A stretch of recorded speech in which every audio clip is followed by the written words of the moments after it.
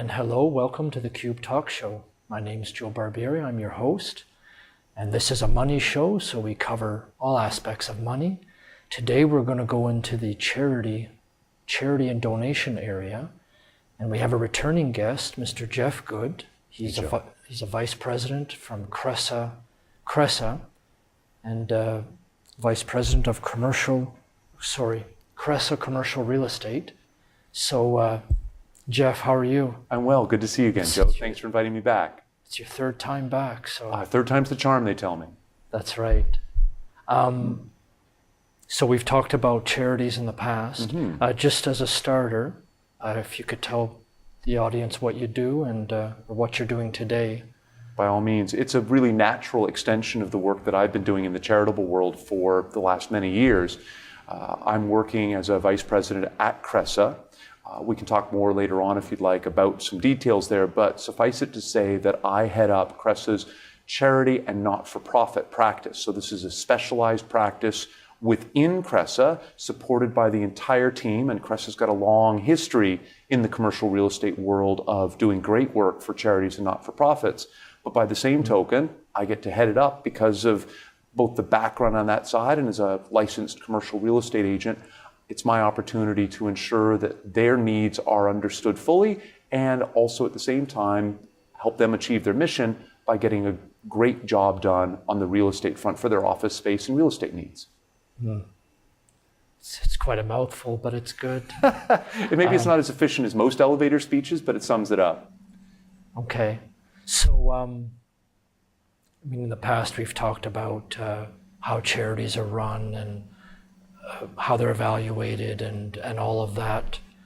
Today we're going to be a little bit different in that we're talking about giving today versus tomorrow, and the timing of how the money flows through to the charity. Right.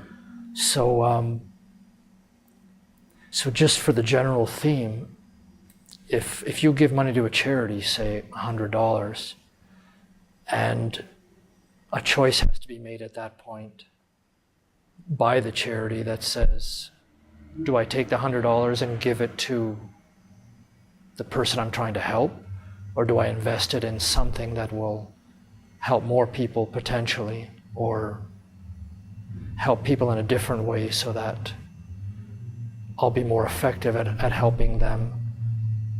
So that's sort of the idea.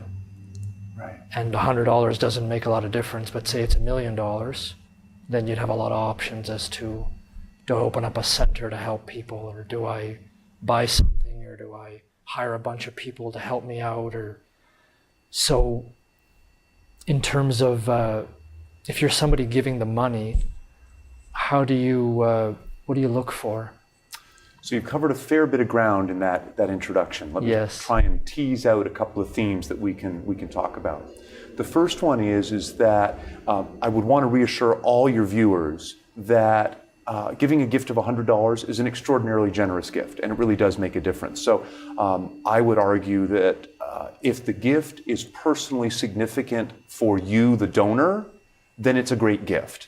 So if your net wealth is in the billions of dollars, then giving $100 is probably not a very generous gift. If your income is more that of the average Canadian, then a $100 gift is generous and greatly appreciated by any organization. So the size of the gift isn't what's so critical, it's what it means to you.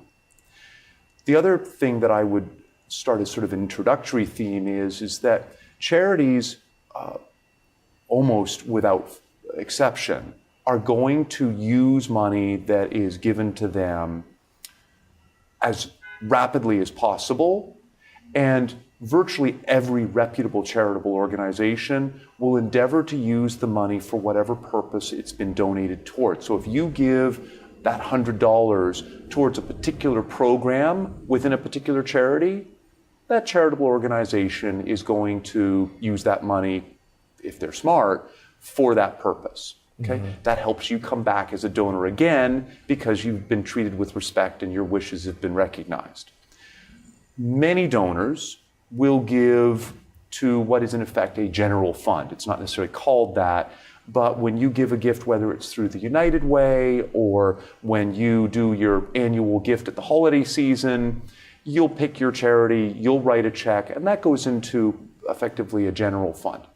In that case, that dollar, that $100, doesn't get tracked in any particular way. It's not designated. What it means is that if there's $100 from 100 people, and that $10,000 will then get spent in a variety of ways. Some of it will go to program, the lion's share of it. Some of it will go to expenses to keep the operations running. Some of it might go, some small percentage, if the program needs have been met, might go to some kind of a rainy day fund, a reserve that charity would hold on to. In my experience, most charities don't have a lot of that reserve or rainy day fund. Some of the very largest charities have a lot, but for the purposes of this conversation, the money is going to, one, get used where you dictate that it goes. Two, it's going to be used in one way, shape, or form fairly rapidly. The cycle time tends to be pretty quick. And the third point I would say in general is that if donors have a particular area they want it to be spent, and they're not sure in making their gift over the phone or by check that it's going to go that way, they should phone the charity and have that conversation. Dear charity, I'd like it to do X. Can you help ensure that it does just that? Okay. I didn't realize you could do that, but it makes sense.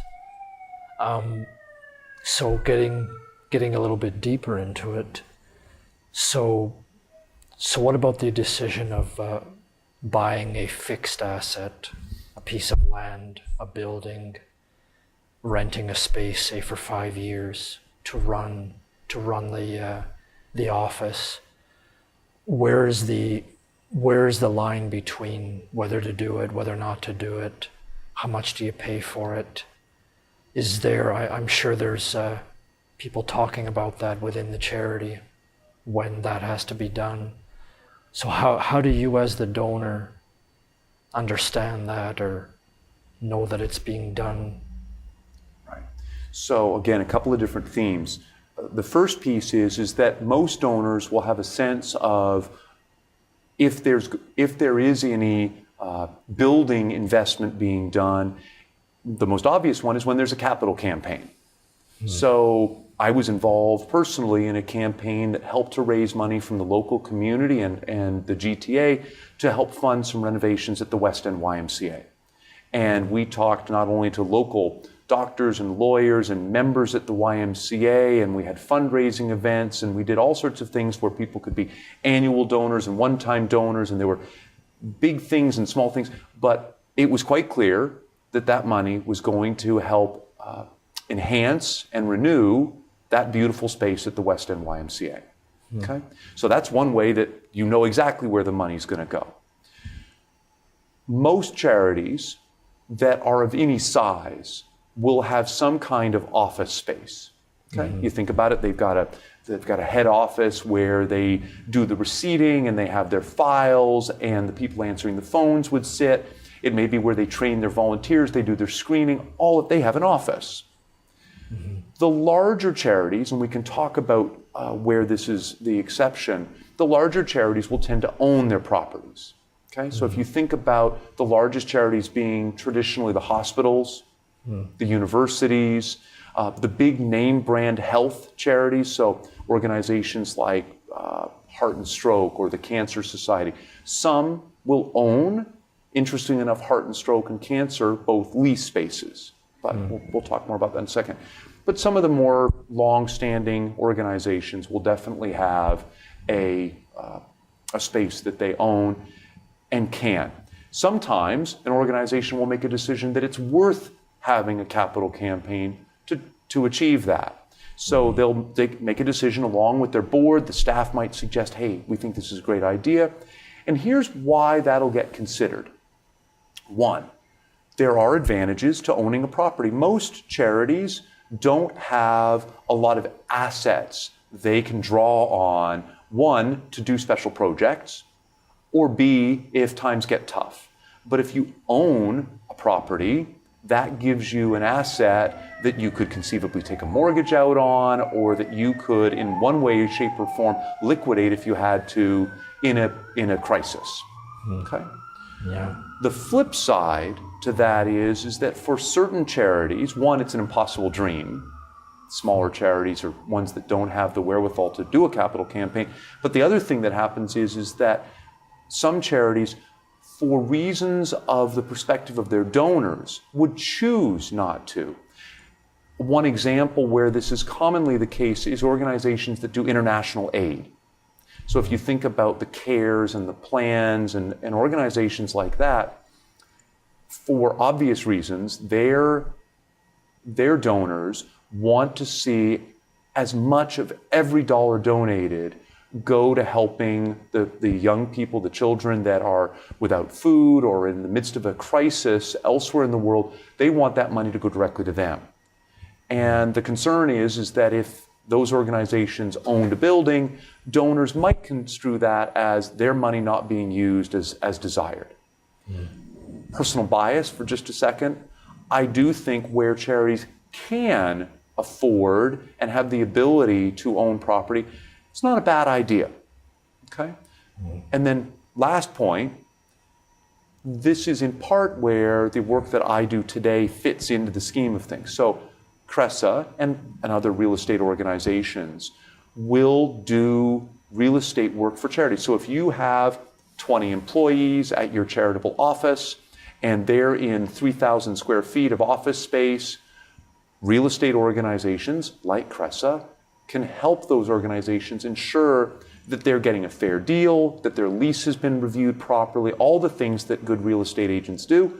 We can do that kind of work to help charities and ensure that they're putting as much of those donated dollars to the right ends. Yeah, so this was sort of the idea for the question. So if you're, say, today this charity has $100,000, right, and they decide to spend all of it on directly giving it to someone, or they'll take 50,000 of it and rent a space for 5 years, and I'm assuming they're getting money next year and the following year, etc. But because they've got that space, they can now, in year 2, help twice as many people because they have an organized area, etc., etc. So this was sort of a trade-off I had in mind, right, where, well, it's like when you run a company, do you do everything for the customer right away, or do you set up your infrastructure and then you can help more customers, but it'll have to be later on, and it'll have to be, there might be a slight change in the service if it's standardized or that sort of thing. So I assume this idea applies. It absolutely does, and it's a great question. So the simple fact is, I think I've used that phrase several times, so we're going to get away from simple facts. The bottom line is that organizations make those choices all the time. And in conjunction with the staff team, their board of directors, those sorts of strategic planning decisions are made on a regular basis. So the conversation around the board table might well be, do we invest in a property? How much space? So I'll use your example. Imagine an organization has that $100,000 and they're currently not paying any rent at all. They are operating out of their basements, they're in effect in a virtual space, but it's hampering their ability to deliver program to the people they want to serve. That makes sense. So what would happen is they might decide, well, gee, do we put half of that money into a space? They might decide less, they might decide more, but for the purposes of this example, let's pretend it's $50,000. It's $10,000 a year for 5 years, okay? It's a simple little space, but it enables them to finally have a place to hang their hat, put up some walls, put some paint up, and actually have the people they want to serve come to a central location. One could easily argue that their impact, their value they're adding to their clients, the people they want to serve, would be much greater. Makes sense. The question you're asking is, would they be better off taking all the money, the $100,000, and figuring out some other perhaps virtual way, or is there online, is there a less expensive way to have the same impact? The short answer is there's no black and white answer. Okay? It's going to depend on the nature of what they're doing. It's going to depend on what other resources they might have available. If having that office, for example, gives them the ability to attract more donors, it might be a very wise spend. Maybe it gives them a space where they can have volunteers come in and make phone calls to prospective donors, that sort of thing. On the other hand, if the donor who gave them, hypothetically, that $100,000 gift finds out that without his or her knowledge, that $50,000 of it went to an office space, that might be the last gift they ever get from that individual if that's not what they wanted. So it's not black and white. What I would add, though, in terms of how that would best work is whatever decision that organization makes, I think that they need to think very critically about what their options are. So, for example, in the real estate world for charities right now, for all sorts of reasons, and this wouldn't be necessarily the topic for today, but just briefly, things like the tough economic times, decreasing government donations, increasing costs. Charities are looking under every stone to find ways to both raise money and save money. One of the ways they're saving money is being innovative about their real estate. So I'm working on a project right now where a number of charities are coming together in what's known as a hub to try and enhance their mission by saving money. Okay? So you get disparate organizations that all have generally the same area of focus. They can come together and save some money. There's a theme called co-location, which is a little bit different. That's where organizations that don't share a similar mission. So you might get Greenpeace, as an example, and Habitat for Humanity coming together. That's not a great example because they both have different office needs. But hypothetically, they could come together and in a co-location model, they might share the boardroom costs, they might share reception, they might share the lunchroom, because those are common areas, and then they would save money that way because they split those fixed costs. And then the final one back to the first example, is there a way to run virtually? Can an organization that, for instance, doesn't have direct program, can they run out of various members' basements? And I'm aware of at least one charitable organization that's thinking of running that way and frankly only getting space when they need it. I've heard of this for startups and venture capital where they had a floor of a building basically emptied. Well, it wasn't emptied. They made cubicles, offices, and 100 startups would share it. And there's also the Renton office that has the boardroom. Right, the Regises, the intelligent offices of the world. Those, matter of fact, I recently helped an organization that needed a little bit of flex space move into one of those types of organizations. So that can be a great fit. And frankly, it gives you a good address, it gives you a nice space that's already built out at relatively low startup costs. It's, you don't need to lease a 10,000 square foot space. But you started that talking about the idea of a space in, a whole floor where people were coming together. I'll give you another interesting example of space and how you can make an investment. There's an organization called Center for Social Innovation, CSI. CSI is absolutely amazing in what they do in terms of taking little startup organizations, charities in particular, but not exclusively, and what they'll do is provide them below market rates to help them get started. So little 2- and 3-person organizations that are really trying to do neat work, they can find a space. And now CSI has got spaces in several buildings scattered around the downtown core. So it's kind of neat to see what they can do. One of the projects, again, that I'm working on now is sometimes organizations get a little bit bigger. They graduate from the Center for Social Innovation space, and their next look is, well, where do we find 2,500 square feet of real estate space, and what do we do to find that in an efficient way? Yeah, very interesting. So I'm going to bring up another massive topic. Sure. Which is, I'll sum it up like this. If you look at how something is run, so the government can run it, a business can run it, or a charity can run it, and thinking of the charity as the thing to be run. And I see this advertised a lot, that the government has a lottery and half the money goes to funding X, Y, and Z, or the hospital lottery funds X projects. So, well, I guess there's a few questions that come out of that, Right. Funding versus operating. But do you find, how do you assess whether a government can do something, or a private company, or a charity, or maybe they can share? Right. So Joe, I wouldn't conflate the charities that are running auctions and raffles with the question about who runs things best. So when you get your mailing from one of the hospitals that says, buy your ticket for $100, win $1 million, that is a lottery that effectively the proceeds go to that organization.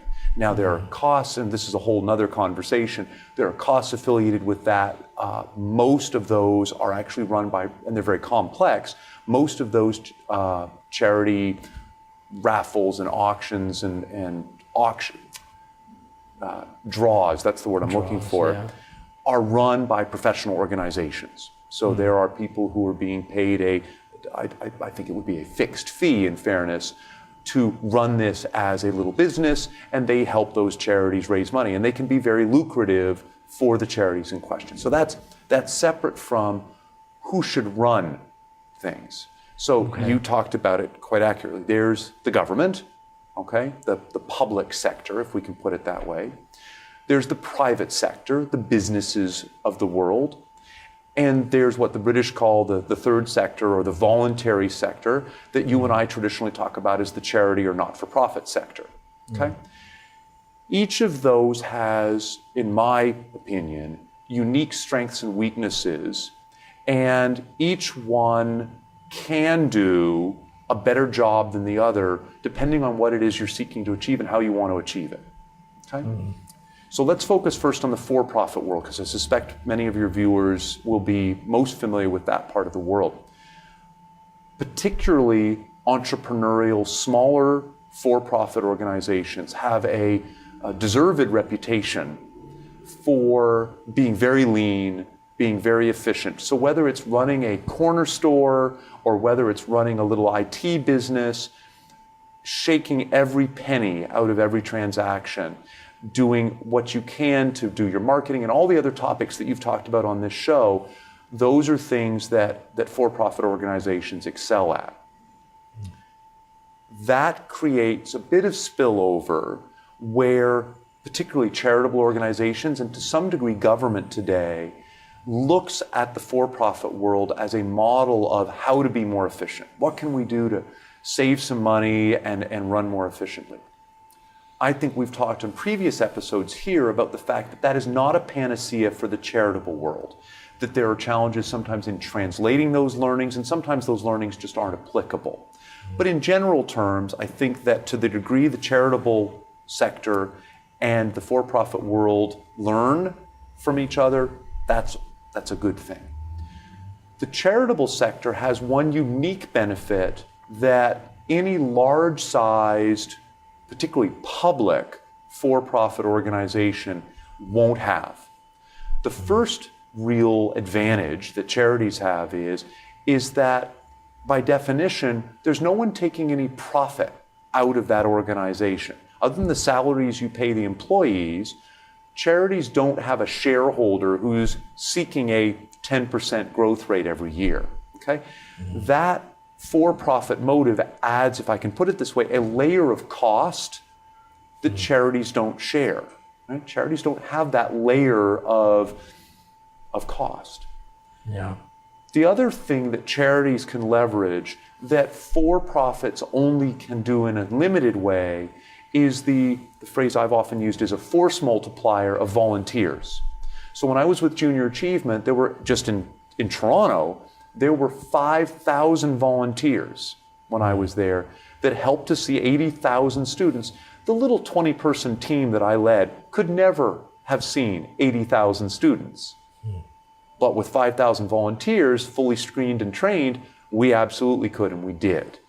So that's a force multiplier that for-profit organizations might get from a summer intern, or in some limited way from somebody, a co-op student, something like that, which are great ways for, both parties to benefit, but it's not the same as thousands and thousands of volunteers. Okay? And then briefly on the government side of things, the government is really good at one thing. And there's lots of ways that this is manifest. But what they do is, through taxes, is they take, some would argue too much, but they take a little bit from lots and lots of people to enable them to do things that for-profit either might not want to do, or for-profit would be driven by a different set of values. For-profit would want to maximize profit. Government, at least in theory, wants to maximize public good. Okay? So it's probably a bad example, but a for-profit organization might build a particular road in a particular place in a particular way that would maximize profit. Government, in theory, would look at building that road in a way that would maximize utility, that would maximize the benefit to as many people as possible. And the two might build the roads in very different places in very different ways. Okay? Yeah. So I'm not suggesting there aren't challenges with any of the models, but broadly speaking, each one does something differently, and in some ways better than the other. Back to my area of focus and passion around charities is this. Charities are good at doing things that government either doesn't want to do. So in many ways, particularly with some of the recent cutbacks, government has stepped away from doing certain things. People see that gap. They say, that's wrong. I want to fix that. That's an issue I want to address. They can start up a not-for-profit or a charity to help address what they perceive as that unmet need. So it fills a void that government might not. The other thing charities can do is they can fill a gap that the for-profit might not find profitable to do. There's not a lot of profit in helping people that are extremely disadvantaged. So if you're dealing with providing shelter to homeless people, there's not a lot of people getting rich doing that. Okay? So sometimes the government there, and certainly the government provides various subsidies for that kind of work, but a lot of the legwork, a lot of the heavy lifting falls to charities as one example of where that happens. So for-profit wouldn't go into it necessarily because there's just not enough money to squeeze out of it. And the government might decide that it's simply more effective for them not to have the overhead or the costs, and to encourage charities through a direct funding model that says, well, we will pay you blank per person, a certain amount of money per person per night that they spend in your shelter. So I've covered a fair bit of ground there, but hopefully that sheds some light on your question. Yes, so just hang on to that. We're going to go for a break right now for a few minutes, and we're going to resume actually talking about that. So.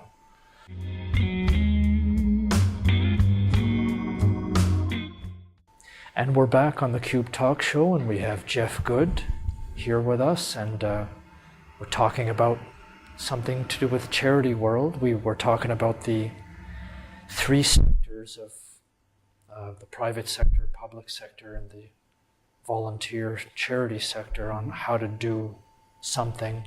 Now, I wanted to take it a little further and say, what if they want to share? Or what if they want to work together to do whatever it is? How does it look?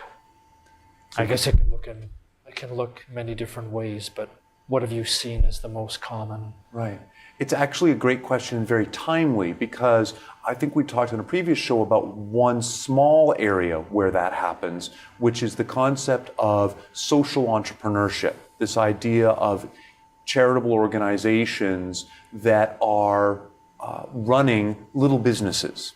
Okay. So that's the overlapping area between charities and for-profit organizations that's closer to the charitable end of the spectrum. I feel like I should have a little diagram or something to show you, but if you can imagine that continuum from charity to for-profit, closer to the charitable end is this idea that, and I'll give you a great example, there's a women's shelter here in Toronto that runs a print shop, a photocopying and printing house, okay?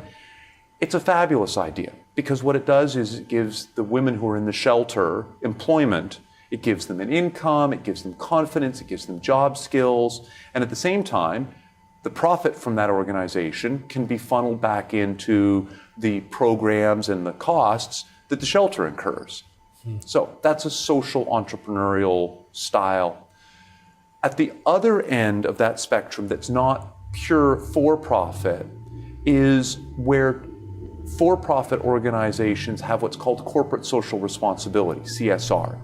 And many larger organizations will have entire departments dedicated to using a percentage of the profits of that for-profit organization and supporting charities that they choose and select. So there's a continuum between charities and for-profits along that band. At the same time, there's a similar continuum between government and charities. Okay?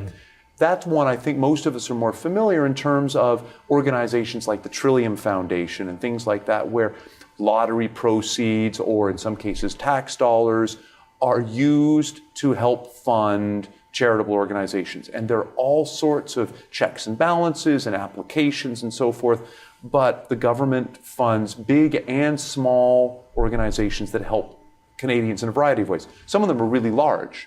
The YMCA, for example, receives federal funding and other levels of government funding for the work that they do around helping newcomers get settled, helping with language assessment. Other organizations get money to do language instruction for newcomers to Canada, LINC program, LINC programs. So the government works quite closely with charities to help them deliver the mission, as I said before the break, do things that the government either can't or won't do at that time. The final area is the overlap between for-profit organizations and the government.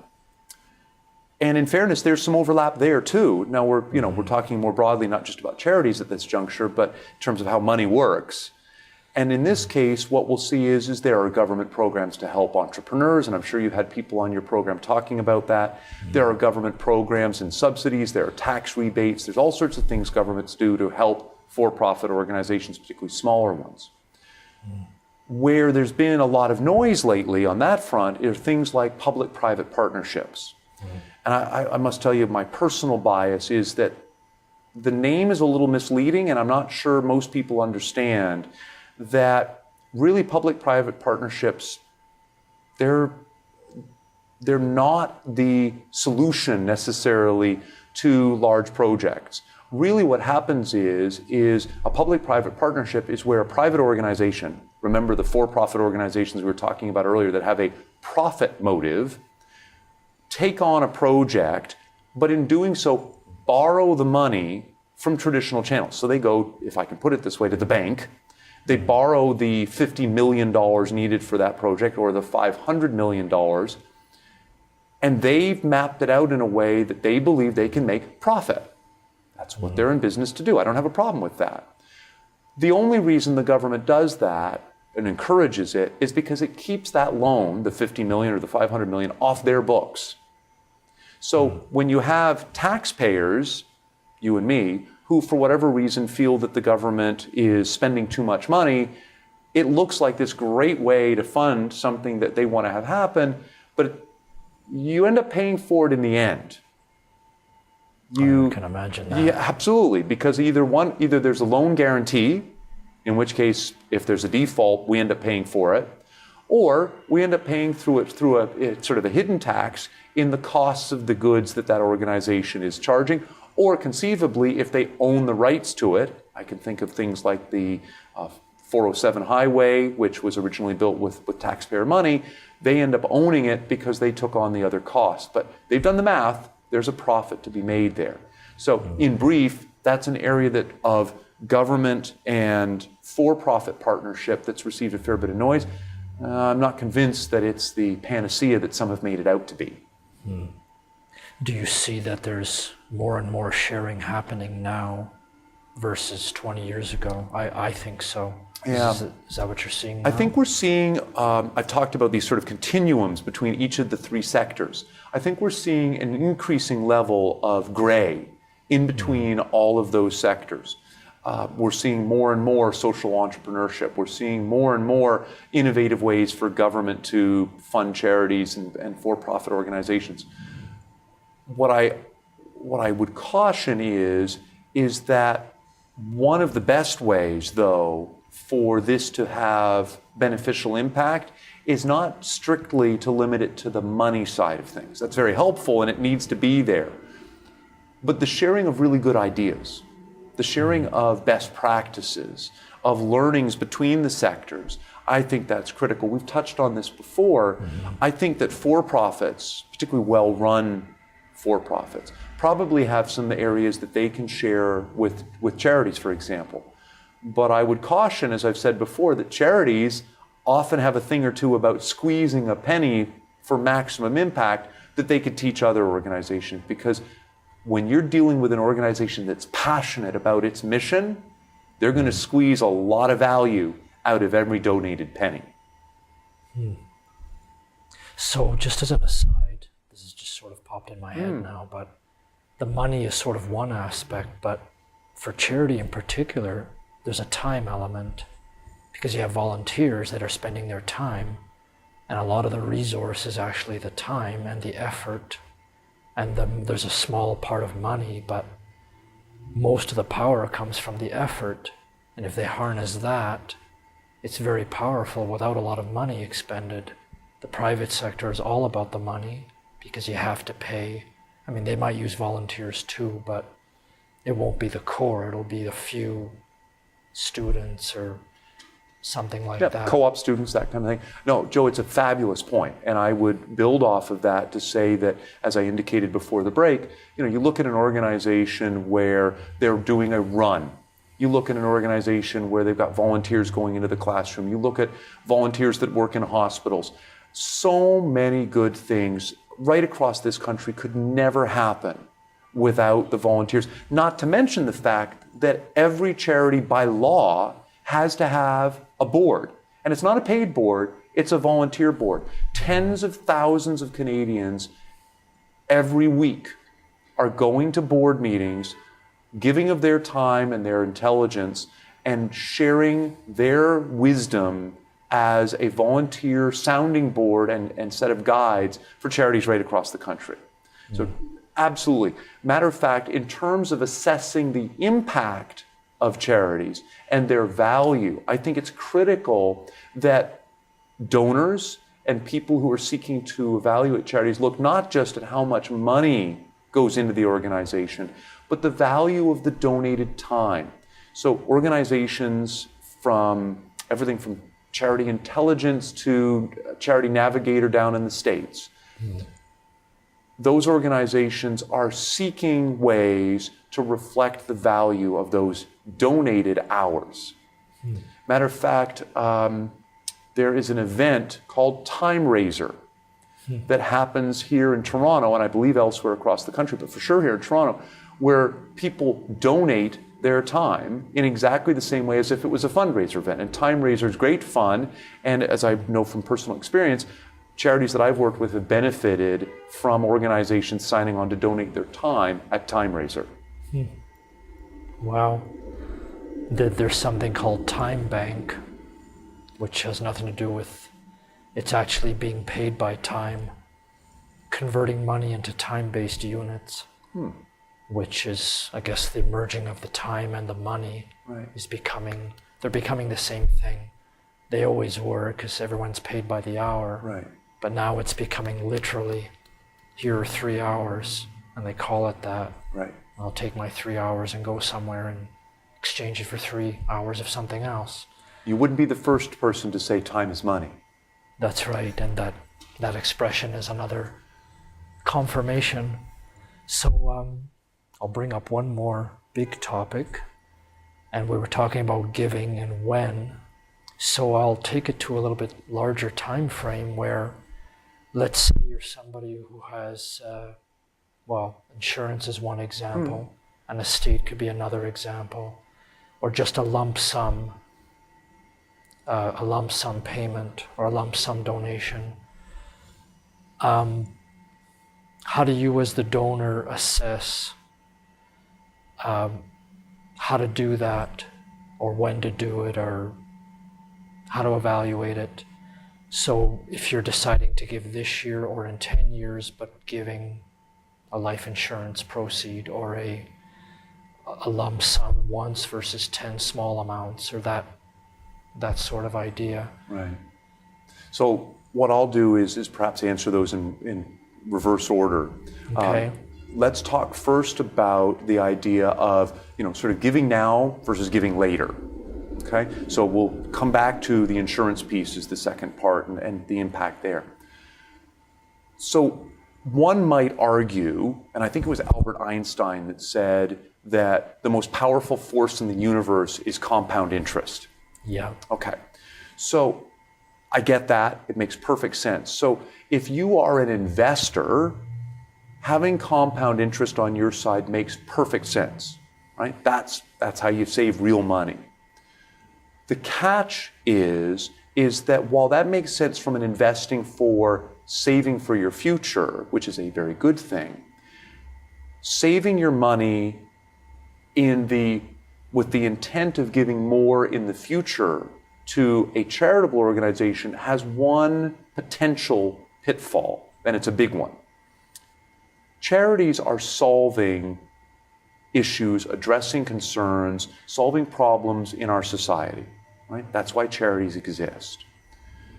Therefore, the $10 that you could donate today will actually help prevent today the problem that will only get worse without that gift a year, 5 years, or 50 years into the future. So in general, I think a good rule of thumb is that if you can give today even a small gift, it will have more impact in the future, right?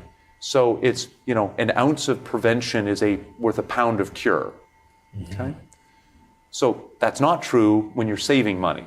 Save today, let the compound interest take effect, and you'll be much happier in 20 or 25 years. Doesn't work that way in the charitable world. My advice would be, please give now. Okay. Let's talk, though, about the exception, and you alluded to it, where it's possible to let compound interest work to your advantage. And probably the best example, because it's guaranteed, and the multiplier effect is much more than just plain compound interest in today's low interest world, and that is things like an insurance policy. Okay? Life insurance is kind of neat, if I can use that for something that deals with people who are dying, because what happens is that once you die, the value of what in many cases is a fairly small investment becomes very, very large. So you could, and I'm making up my numbers, you could find a policy, a life insurance policy that costs you $50 a month. It's about $600 a year. And if it's, I'm just doing my math, that's $500 a year. There we go, $500 a year. So that's $5,000 every 10 years. So over 20 years, it's a $10,000 investment. Yeah. I don't know the math, but I'm betting that policy, though, would pay out more like $100,000 or $200,000 if you bought it today at $50 a month for 20 years. That's a substantial gift. By any standard, that's a substantial gift. So my point is that that's the sort of gift where holding off and making small investments over time can have a really big impact. The challenge is, one, you won't be around to see it. And a lot of people give because they want to make a difference today. The other challenge is it's an area that requires real expertise. I am not an expert in what in the charitable world is known as planned giving. And planned giving is all about wills and estates and donated insurance policies and so forth.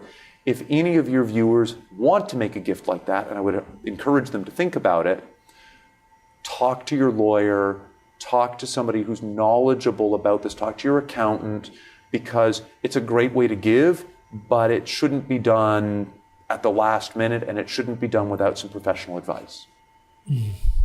Yeah, definitely. So, what else can we cover?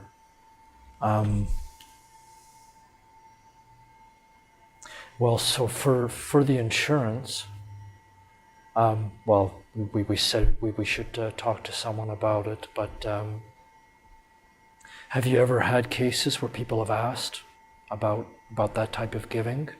So I've been involved with a couple of different organizations that have had planned giving programs, and I'm quite familiar with several others that don't.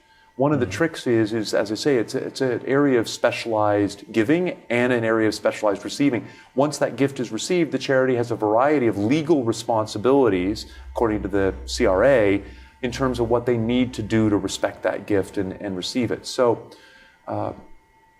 organizations, charities that don't have a set of policies already in place are ill-prepared to receive a gift of that kind. So it's not something, again, that even the charity can often do spontaneously. So some charities are ready, some aren't. It behooves the donor, again, to check in. It's another example of doing your homework. We've talked in previous shows about getting to know the charity, understand their impact, understand what kind of money, what percentage of your money is really required by that organization to fulfill their mission today. Those are some questions that I think are critical. And if you're thinking of making a planned gift of any kind, I would want to check in and make sure that they were ready and able to fulfill your wishes. The great news is that organizations that are prepared will often have really neat opportunities for a gift of that size in terms of how you can direct it. So I'll give you one specific example. And it doesn't necessarily have to wait until you're dead, by the way. But organizations like the Toronto Community Foundation can be very helpful with the kind of impact you would like to see a gift like that to have. So estate planning and things like that. The Toronto Community Foundation, and frankly, community foundations right across Canada, have expertise on that front and are a low-risk way for donors who are thinking about this to really explore what it might be like to donate parts of their estate. Don't forget, demographically, as boomers get older, we're going to see trillions of dollars being moved either to the children of those boomers as they pass on, but also to charitable organizations. So charities need to get their act together, and donors should think about how they want to allocate their assets that they've generated over their lifetimes. Yeah, this is true. It's both ends of the spectrum. Some charities just aren't ready. It's not a reflection of them not doing a good job. They may be too small. It may not be an area of giving that they've ever experienced before. There may just not have been an opportunity to do it. Yeah, it reminds me of the lottery winner that has never seen $1 million, and now they've seen it, and it's gone in a few months or in a year. And it's similar with a charity if they haven't seen it before. Right. The good news is that there are strong legal restrictions on what a charity can do with that windfall gift, if I can put it that way, if it's a planned gift, an endowed gift. So fortunately, the charity is not liable to fritter it away in 6 months. But yes, we're both familiar with the stories of millionaires who've won the lottery or recent millionaires and blown it all away. Yeah.